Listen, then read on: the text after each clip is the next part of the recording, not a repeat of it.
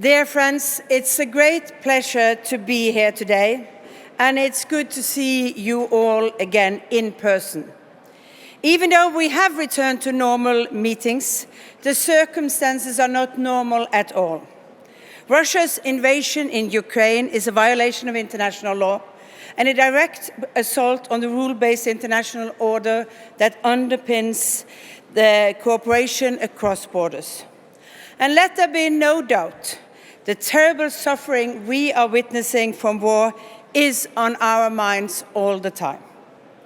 And our thoughts go to the brave Ukrainian people, to President Zelensky, who reminds us that democracy and freedom are worth standing up for. And it was a touching and moving moment yesterday. We are gathered here today. Our countries and the EPP family have shown uncompromising support for Ukraine, and we will continue to do so. We are seeing rapid responses from all EPP member countries. Historic tough sanctions have been imposed on the Putin regime. Norway, together with many others, have donated military equipment to the Ukrainian forces. However, no matter how bravely the Ukrainians fight against Russian aggression, and regardless that the continued support we follow Europeans contribute, there is no turning back. We cannot turn the clock back to February 23rd. Our continent is altered. We are facing a new future. 30 years of post-Cold War mindset must be revised. While under attack, Ukraine presented its formal application for EU membership.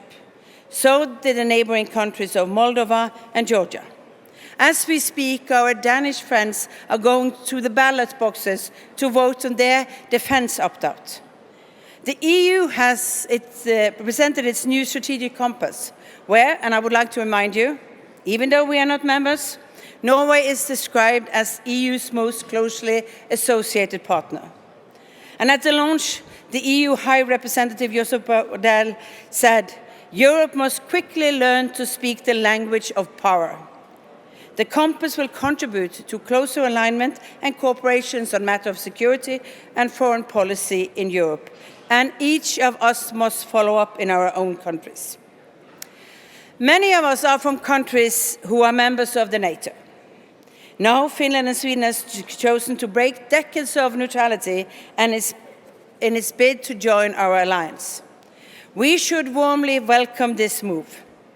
First and foremost, because we support each country's right to choose its own alliances, but also because it will strengthen NATO.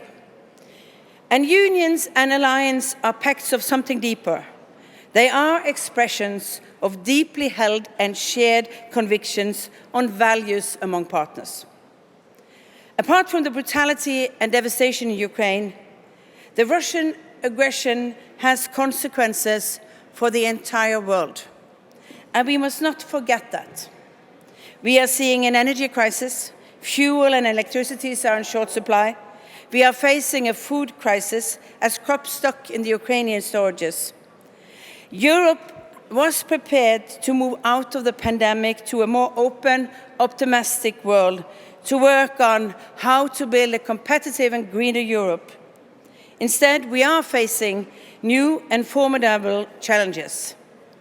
That's why it's so important that we show unity, that we continue to work on the long challenges like the climate change at the same time as we are working on making sure that our security and our competitiveness becomes better. That's why it's so important that we remember that those who will bear the burden of food crisis and energy supply problems is normal families. That's why we need to have a good policy for that. And that's also why we need to strengthen our collaboration and protect the values we hold so dear. Thank you.